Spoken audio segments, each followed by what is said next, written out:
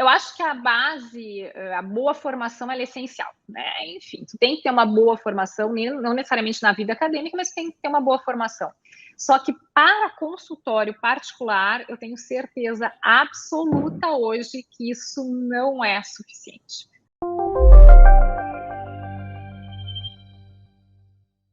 Né? Isso tu parte do início, tu é importante, muito importante, mas para o consultório isso... Eu vou até falar que para o consultório particular dar certo em termos de sustentabilidade desse consultório, não é o principal, né? Tu tem que ter gestão do consultório, tem que ter os processos otimizados, né? Então, isso a gente não tem essa ideia, né? Tipo, eu falei para minha mãe, eu estou fazendo um curso para isso. Ela assim, mas que curso que tu quer de gestão de consultório? Não é só ter a secretária no consultório. Eu disse, não. Então, quer dizer, e a gente cresce com isso, né? Então, é importante. Perfeito. Então, tenho certeza que não é suficiente.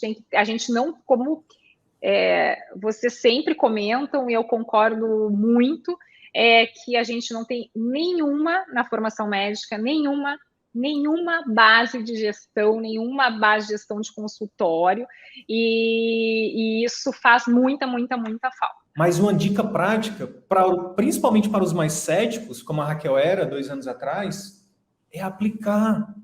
Não precisa acreditar, mas testa, como um bom cientista, testa. Não, testa, eu era super cética, eu sou o protótipo da pessoa cética nisso, pode ter certeza. Então... E aí, então, você fez isso, então, eu imagino. Você foi aplicando... A primeira coisa que eu fui aplicar, que eu me lembro, é esse negócio que vocês falaram, uma coisa lógica. Vocês escutam o paciente por... É 1 minuto, né? 1 minuto? 2 a 3 minutos. 2 a 3 minutos. Então, 1 minuto, nem 1 minuto eu escutava. Mais 2, 3 minutos, nem 1 minuto eu escutava, entendeu? E hoje mesmo eu tenho que... O paciente começa a falar, eu tenho que me segurar para não interromper ele ainda, entendeu? De tão enraizado que isso tá, né? Isso faz total diferença. Uma dicasinha. Fora a questão toda do marketing, do Instagram, do YouTube, tudo. Mas faz total diferença. O que mudou, então, se tu puder aí falar para os colegas, o que mudou aí no teu consultório, na tua vida, depois que você começou a implementar o CVM, a metodologia CVM? Mudou muita coisa, né? Então, o consultório privado, particular, eu só vi deslanchar depois disso. Antes parecia, como eu te falei, tu estava naquela roda dos ratos, respirava, ficava contando se ia conseguir pagar as despesas do consultório no final do mês, isso 4 anos, 3, 4 anos atrás, 3 anos, né? 3 anos atrás. E o que acontece? Tu começa a focar, tu começa a trabalhar menos em termos de... Eu vou te dizer, eu acho que eu trabalho muito menos em termos de horas, não. Mas eu trabalho com mais qualidade de trabalho, atendo menos pacientes, muito menos pacientes que eu atendia, muito menos, com um faturamento 3, 4 vezes maior do que eu tinha há 3 anos atrás, assim, até comparativamente, né? E isso deixa a gente muito mais tranquilo, né? Muito mais tranquilo. Então, é aquilo que vocês sempre falam. Eu oriento o ambulatório do Sistema Único de Saúde ainda. Isso me dá prazer com os residentes, né? Então, isso, eu gosto de ir lá naquele dia e tu vai com total tranquilidade, porque faz parte, como tu falou, do meu propósito, né? Então, isso é outra crença limitante que a gente tem. A gente vai atender só paciente privado no consultório. Mas esse médico é muito dinheirista, né? Porque Elitista, só vai atender... né? Elitista, mercenário, seja lá o que for. Mas tu faz o lado também que tu possa atender. E, de repente, daqui a pouco, tu pode atender algum convênio, alguma coisa que tu queira, enfim, atender gratuito alguém, desde que você esteja tranquilo, né? Então, tem aquele...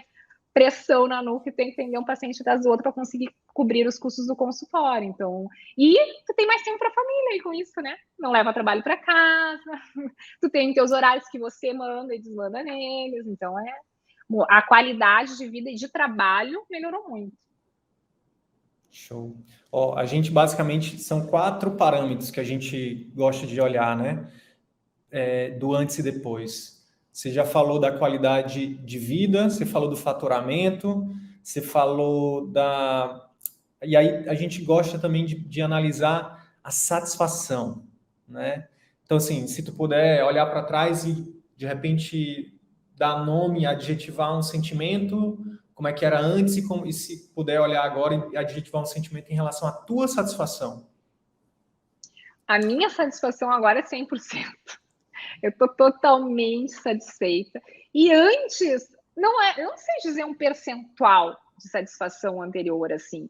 Mas tanto que eu não estava satisfeita que eu tive a crise dos 20 anos de formada, né? Eu te falei.